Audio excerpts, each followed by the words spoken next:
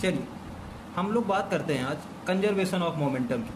Conservation of momentum आपका class 9 का भी टॉपिक है और क्लास 11 का भी टॉपिक है। तो ये हम आज देखेंगे इसका प्रूफ है ना, कंजर्वेशन ऑफ प्रूफ की मोमेंटम कंजर्व कैसे रहता है। तो यहाँ पर जो P = mv फार्मूला लिखा हुआ है ये आपको पहले से पता है कि P क्या होता है, मोमेंटम, m मास और v वेलोसिटी। मोमेंटम का formula mass into velocity. Delta P मतलब change in momentum. Change in momentum का formula final momentum minus initial momentum. ध्यान से देखेंगे अब। Let a body moving with a velocity small u and another body moving with a velocity v, clear, small v। तो अब यहाँ पर हम एक बॉडी लेते हैं, इसका नाम रखते हैं a, और एक दूसरी बॉडी यहाँ पर लेते हैं, इसका नाम रखते हैं b।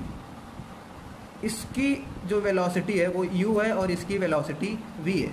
अब अगर हम ध्यान से देखें तो अगर हम इन दोनों को कोलाइड कराना चाहें यानी टकराना चाहें, ये दोनों आपस में टकरा जाएं, कोलाइड कर जाएं, कोलिजन होने के लिए u must be greater than v।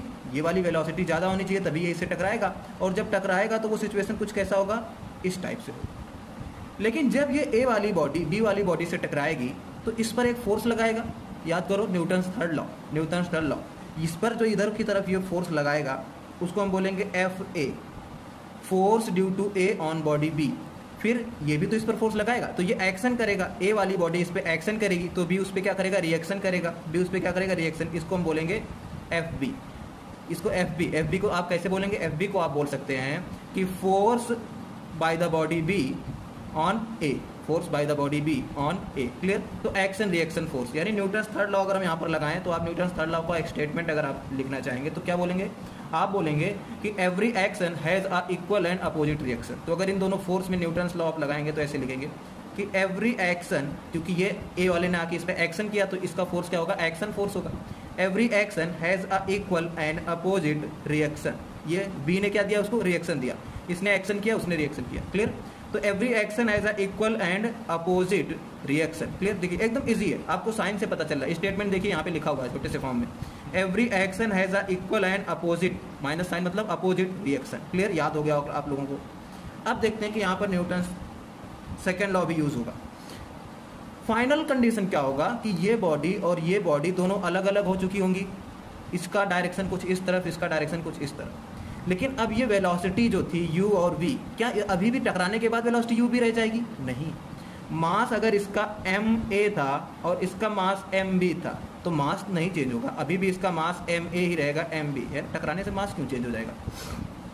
लेकिन थर्ड कंडीशन क्या होगा यहाँ पर कि मास तो सेम रहेगा a और b, लेकिन इसकी वेलोसिटी बदल जाएगी। टकराने के बाद क्या होगा, जब आपस में वाकर टकराएंगे तो इसकी वेलोसिटी क्या हो जाएगी, चेंज हो जाएगी। वेलोसिटी चेंज हो जाएगी तो इसको हम मान लेते हैं क्या, इसको हम मान लेते हैं u2, इसको मान लेते हैं v2। इसका मतलब आपको यहाँ पर इसको u1 और v1 मानना पड़ेगा, ठीक है, u1 और v1 मान लेते हैं। तो टकराने के बाद u2 और v2 हो गया, टकराने के बाद क्या हो गया, u2 और v2 हो गया।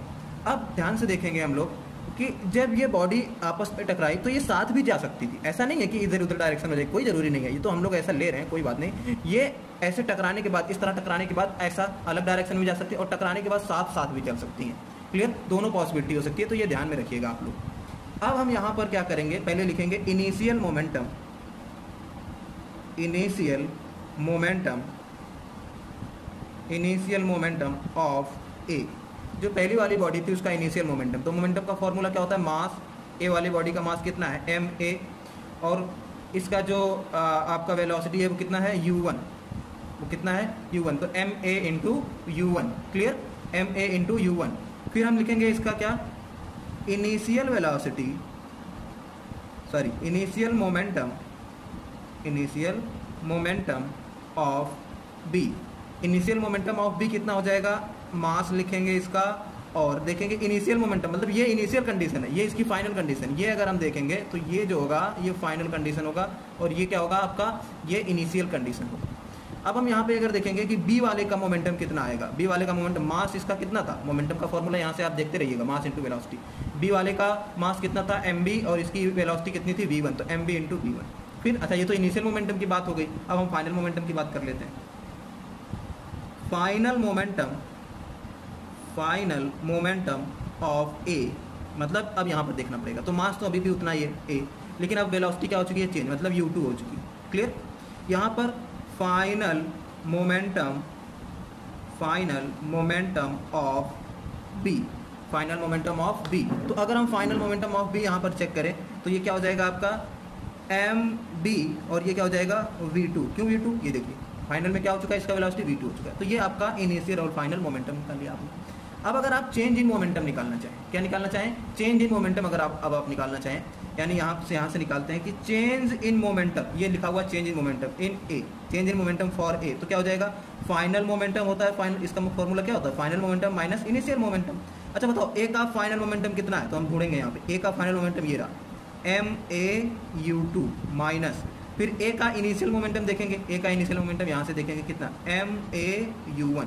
इसी तरह हम चेंज इन मोमेंटम किसका निकाल लेते हैं, बी का निकाल लेते हैं। तो बी का फाइनल और बी का इनिशियल चेक करना पड़ेगा। तो बी का फाइनल मोमेंटम चेक करो जरा, ये रहा कितना mb(v2) माइनस बी का इनिशियल मोमेंटम कहाँ पे, ये रहा mb(v1), कितना mb(v1). क्लियर? ये यहाँ तक आप लोगों ने कैलकुलेशन किया। अब यहाँ पर हम न्यूटन्स के लॉ लगाएंगे, न्यूटन्स के लॉ लगाना स्टार्ट करेंगे। ध्यान से देखिएगा, ध्यान से देखेंगे हम लोग। अब न्यूटन सेकेंड लॉ, सबसे पहले कौन सा लगाते हैं हम लोग, न्यूटन सेकेंड लॉ। यहाँ पे अप्लाई करते हैं, on applying Newton's second law, on applying Newton second law. Newton second law क्या बोलता है, न्यूटन सेकेंड लॉ का स्टेटमेंट देखिएगा। न्यूटन सेकेंड लॉ का change in rate of change in momentum, rate मतलब टाइम, रेट का मतलब यहाँ टाइम से है, इतना याद रखिएगा, रेट का मतलब यहाँ टाइम से है। तो rate of change in momentum is directly proportional to applied external force. ये स्टेटमेंट किसका होता है, न्यूटन सेकेंड लॉ का, न्यूटन सेकेंड लॉ का। Rate of change in momentum is directly proportional to applied external force. अब जब proportionality का sign हटाएंगे तो हम इसको लिख सकते हैं F इज इक्वल टू के into delta P by delta T, और के की वैल्यू एक्सपेरिमेंटली 1 होती है। के की वैल्यू एक्सपेरिमेंटली क्या होती है, 1 होती है। के की वैल्यू एक्सपेरिमेंटली क्या होती है, 1 होती है। क्लियर? इसका मतलब ये फॉर्मूला क्या हो गया, यहाँ से देखेंगे अगर हम के की वैल्यू 1 रख देंगे तो ये फॉर्मूला क्या बन जाएगा, ध्यान से देखिएगा, ये फॉर्मूला बन जाएगा आपका force is equal to rate of change in momentum. Clear? Rate of change in momentum. इसका मतलब है कि अगर हम ए के लिए यहाँ पे लिखें फॉर ए, फॉर ए मतलब पहली वाली बॉडी, ए वाली बॉडी के लिए अगर हम देखें तो क्या हो जाएगा, F A is equal to rate of change in momentum किसका लिखेंगे, rate of change in momentum A का लिखेंगे, और यहाँ पे लिखेंगे डेल्टा टी। ठीक, अब यहीं पे अगर फॉर्मूला हम लगाएं फॉर बी, बी के लिए यही फॉर्मूला लगाएं तो F B is equal to क्या हो जाएगा, rate in change in momentum of B and divided by delta T. Clear? ये फॉर्मूला आ गया, इसके अकॉर्डिंग ये यही फॉर्मूला हमने ए और बी बॉडी के लिए लगा दिया। क्लियर? अब हम अप्लाई करेंगे on applying Newton's third law,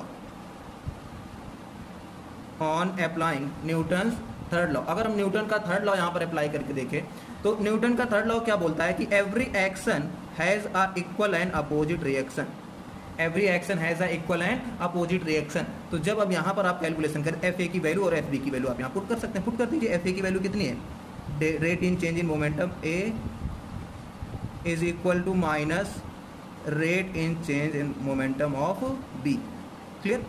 rate in change in momentum of B, ये एफ ए और एफ बी की वैल्यू हमने पुट की। डेल्टा टी दोनों तरफ से कैंसिल आउट हो जाएगा। डेल्टा पी ए की वैल्यू देखिए यहाँ से लिख सकते हैं, डेल्टा पी ए की वैल्यू ये रही आपकी, और डेल्टा पी बी की वैल्यू, दोनों की वैल्यू आप यहाँ से पुट कर लीजिए यहाँ पर। ठीक है, कितना हो जाएगा, ma(u2) minus ma(u1) is equal to mb(v2) minus mb(v1).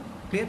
अब ध्यान से अगर आप यहाँ से देखें तो क्या करते हैं हम लोग कि जो इनिशियल वाला है सबको एक तरफ ले आते हैं, है ना, इनिशियल वाले को क्या ले आते हैं, एक तरफ ले आते हैं। इनिशियल वाला कौन सा था आपका, ma(u1), देखो ma(u1) इनिशियल था और mb(v1) इनिशियल था।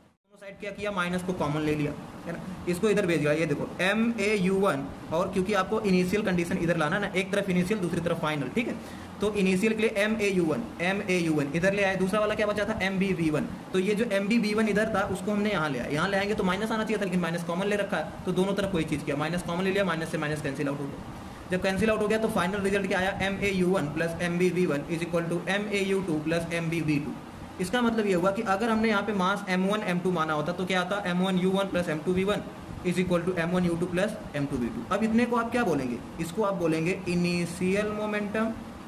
क्या बोलेंगे, initial momentum is equal to, इसको इधर क्या बोलेंगे, फाइनल मोमेंटम। इधर वाले को क्या बोलेंगे, फाइनल मोमेंटम। यानी हम बोल सकते हैं क्या, initial momentum is equal to final momentum. तो जब भी इनिशियल और फाइनल की कोई भी चीज़ इक्वल आ जाए, इसका मतलब वो क्या है, कंजर्व है। जैसे इनिशियल एनर्जी, फाइनल एनर्जी, तो उसको बोलते हैं हम एनर्जी कंजर्वेशन। ऐसे ही चार्ज कंजर्वेशन होता है, मास कंजर्वेशन होता है। क्लियर? तो समझ में आया आप लोगों को कंजर्वेशन ऑफ मोमेंटम? चलिए, थैंक यू।